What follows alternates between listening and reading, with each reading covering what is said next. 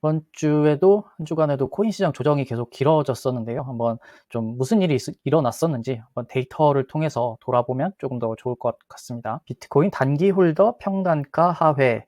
일단 이 차트 같은 경우에는 리얼라이즈드 프라이스, 그러니까 실현 가격을 보여주는 건데요. 이걸 그 에이지 밴드별로 나눠서 이렇게 볼 수가 있는 그런 차트입니다. 조금 더 크게 보시면요. 여기에는 이 까만 선이 비트코인 가격이고, 그리고 지금 색깔이 조금 헷갈리는데 이 보라색 선이 1일부터 인데요. 이 리얼라이즈드 프라이스, 그러니까 실현 가격이라는 건 쉽게 말해서 평단가라는 겁니다. 이 시기에 샀던 사람들의 평단가, 홀더들의 평단가가 얼마인지를 온체인 데이터를 통해서 알 수가 있는데, 이걸 기간별로 나눠서 볼 수 있는 그런 차트입니다. 그러니까 이 보라색 같은 경우에는 1일에서 일주일간 보유했었던 홀더의 평단가다. 그러니까 완전히 최근에 비트코인을 샀었던 개미 중에 개미 홀더인 거죠. 그리고 이 자주색 같은 경우에, 분홍색 같은 경우에는 일주일에서 한 달 된 홀더의 평단가다라고 볼 수가 있겠습니다. 그래서 조금 더 짧은 기간, 그러니까 쇼텀 홀더, 그러니까 단기 홀더라고 하죠. 이 단기 홀더가 훨씬 더 이 비트코인 가격에 붙어서 가는 경향이 좀 있고, 조금 더 이제 기간이 길어질수록, 오래된 홀더일수록 이 평단가가 이 가격보다 조금 더 낮거나 이렇게 멀리 떨어져 있는 그런 경향이 조금 있습니다.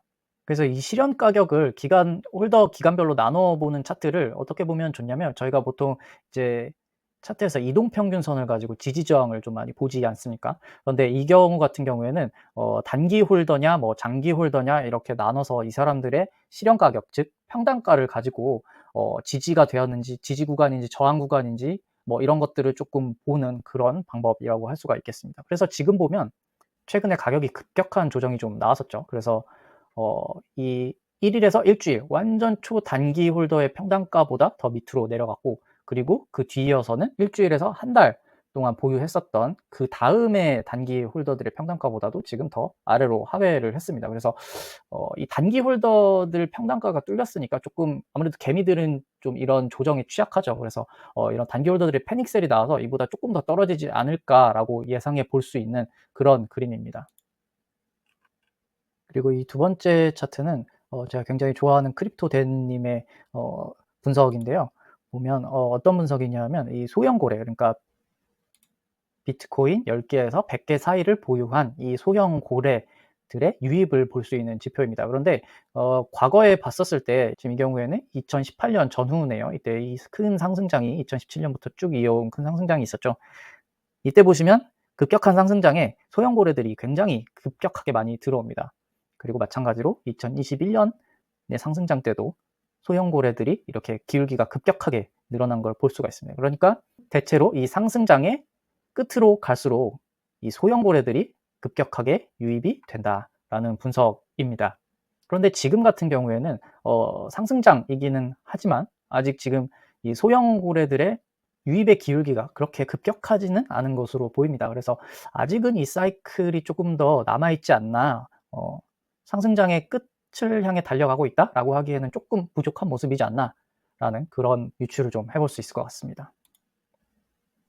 그리고 지금 6월 계속해서 비트코인 조정을 받고 있는데요. 이런 비트코인 가격 하락의 세 가지 원인을 제시한 재미있는 분석이 있어서 제가 오늘 좀 가지고 왔습니다. 첫 번째는 채굴자 수익이 악화됐다. 그리고 두 번째는 신규 자금 유입이 없다. 그 다음에 세 번째는 ETF 펀드 자금이 유출되고 있다라는 겁니다. 차트를 통해서 좀 한번 보시면, 먼저 이건 비트코인 채굴자들의 수익성 차트입니다.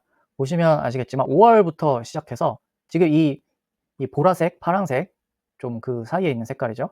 이 색깔이 있는 부분이 이 채굴자들의 수익입니다. 그런데 수익성이 지금 굉장히 한 5월부터 시작해서 많이 낮아진 걸 볼 수가 있죠. 아무래도 반감기 때문에 이렇게 수익성이 좀 낮아졌는데, 어찌 됐든 수익성이 낮아졌기 때문에 채굴자들은 좀 가지고 있던 거를 던질 수밖에 없고, 장비를 유지 비용이 필요하기 때문에 던질 수밖에 없고, 그런 매도 압력에 의해서 결국 채굴자들이 항복을 해서 비트코인 가격이 지금 떨어지게 됐다라는 게 첫 번째 원인이라고 볼 수가 있을 것 같고, 두 번째는 신규 자금 유입이 없다는 겁니다. 이 차트는 USDT, 스테이블 코인의 수급을 보일 수 있는 차트인데, USDT 같은 경우는 지금 계속 2023년 말부터 계속 이어졌던 이 상승장을 따라서 USDT의 전체 시총이 계속 늘어나고 있었죠. 그러다가 5월부터 시작해서 조금씩 시총이 떨어지는, 그러니까 새로운 USDT 공급이 안 되고 있는, 신규 자금이 들어오지 않고 있는 그런 상황이 지금 이어짐에 따라서 아무래도 비트코인 가격도 조정을 받고 있지 않나. 신규 자금이 들어오지 않아서. 또 다른 스테이블 코인인 USDC도 마찬가지입니다. 올해 초부터 시작해서 계속해서 USDC 시총이 늘어나고 있었는데 지금 계속 마이너스로 조정을 받고 있습니다. 지금 이 표는 6월 11일부터 17일까지 나온 표인데 조금 예전 거기는 한데, 지금 제가 촬영하고 있는 6월 27일 오늘까지도 마찬가지입니다. 계속해서 ETF 유입보다 유출이 훨씬 더 많은 상황이 계속 이어지고 있습니다.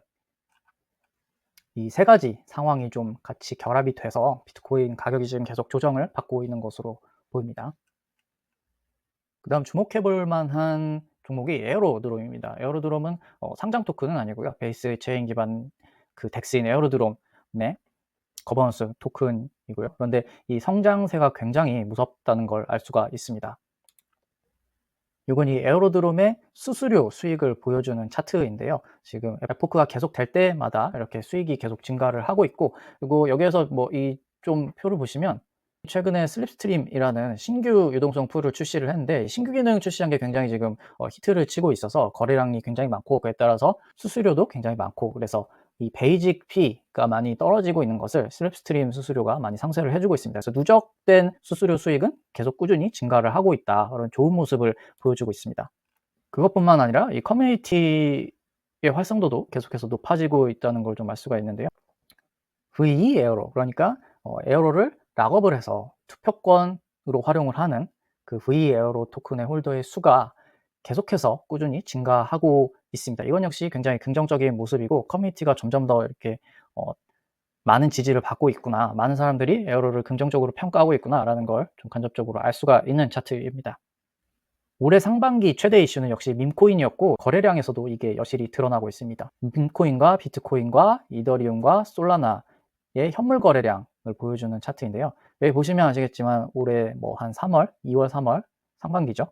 이때 밈코인 거래량이 뭐 솔라나뿐만 아니라 이더리움보다도 더 높았던 적을 한번 기록을 했을 만큼 엄청난 거래량을 보여줬었습니다. 물론 그 뒤로 거래량이 다시 좀 떨어지고 있긴 하지만, 또 밈코인은 올해 다시 어떻게 부활할지, 아니면 이대로 밈코인 종료일지 좀 알 수는 없지만 좀 계속해서 더 지켜봐야 될 것 같습니다. 이 밈코인을 볼 때 이런 기준으로 보면 참 좋을 것 같다라는 생각이 들어서 또 가지고 온 차트입니다.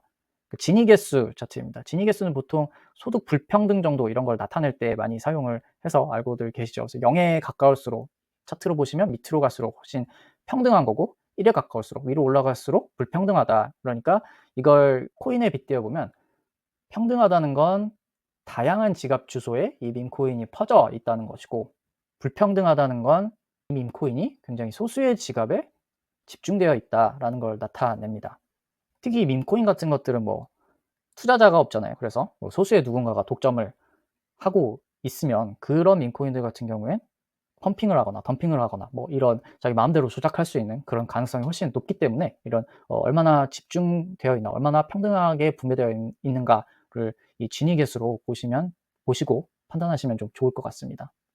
지금 보시면 공교롭게도 시바이누와 페페가 굉장히 좀 소수의 지갑에 모여있는 중앙 집중적인 분배를 나타낸다고 볼 수가 있는데요. 뭐 이걸 좀 반영이라도 한 듯이 시바이누 같은 경우에는 최근에 좀 가격이 많이 떨어지고 있고, 근데 또 좀 이걸 다르게 볼 수 있는 건 페페의 가격은 지금 굉장히 잘 가고 있죠. 그래서 완전히 진위 개수만 보고 가격이 뭐 오른다 내린다 이렇게 판단할 건 아니고, 이런 구조가 있다는 걸 명심을 하고 투자를 하셔야 된다, 뭐 이런 말씀입니다. 재미있는 건 저희 티커 이름을 정확하게 어떻게 부르는지 잘 모르겠는데, 이 해리포터 오바마 소닉인가요? 그 여러 가지 캐릭터 합쳐져 있는 그 밈코인이죠. 그 밈코인이 또 굉장히 이 중에서는 가장 평등하게, 그러니까 널리 퍼져 있는 그런 모습을 보여주고 있는 점이 굉장히 재미있는 것 같습니다. 이 차트도 굉장히 재미있어서 가지고 왔는데요. 어떻게 보면 올해 상반기 같은 경우에는 에어드랍 메타가 굉장히 흥했다라고 볼 수도 있을 것 같은데, 그런데 항상 그런 말이 있죠. 수영장에 물이 다 빠지면 누가 팬티만 입고 있는지 알 수가 있다라는 격언처럼, 시간이 지나고 조정이 오고, 그래서 에어드랍 이후에 토큰 가치가 유지가 되는지 이것들을 쭉 한번 추적을 해 보니, 대부분의 토큰들이 에어드랍 후에 토큰 가치를 유지를 하지를 못하더라, 얼마 상승을 하더라도 얼마 가지를 못하더라라고 하는 것이 차트로 볼 수가 있습니다. 그래도 가장 최근에 에어드랍이 있었던 티아 같은 경우를 보시면 또 굉장히 잘 갔습니다. 한 100일 정도까지는 상승세를 탔었는데 아주 파죽지세로 올라갔었는데 그 이후부터는 지금까지 계속해서 토큰 가격이 하락하는 모습을 보이고 있습니다. 전체를 다 보면 에어드랍 첫날 가치를 계속해서 유지했었던 토큰은 3분의 1 밖에 없다고 합니다. 그래서 다시 최근에는 에어드랍을 받으면 바로 팔아 버려야 한다 이런 얘기들이 있는데 역시나 데이터를 보면 '그게 현명한 전략이구나.'라는 걸 또 다시 확인을 할 수가 있습니다. 그래서 다만 특이할 만한 점은 봉쿠 같은 경우는 에어드랍 이후에 지금까지 계속해서 지금 꾸준히 토큰 가격이 상승하는 걸 볼 수가 있는데요. 떨어지지 않는 모습을 보이고는 있습니다. 하지만 전체적으로 이렇게 에어드랍 이후에 대부분의 토큰 가격이 떨어진다고 하면 '과연 무엇을 위한 에어드랍인가?'라는 생각을 고민을 조금 하게 되는 것 같습니다. 네, 여기까지 한 주간 재미있었던 온체인 데이터 동향을 살펴봤고요. 저는 또 다음 주에 재미있는 데이터들 가지고 오도록 하겠습니다.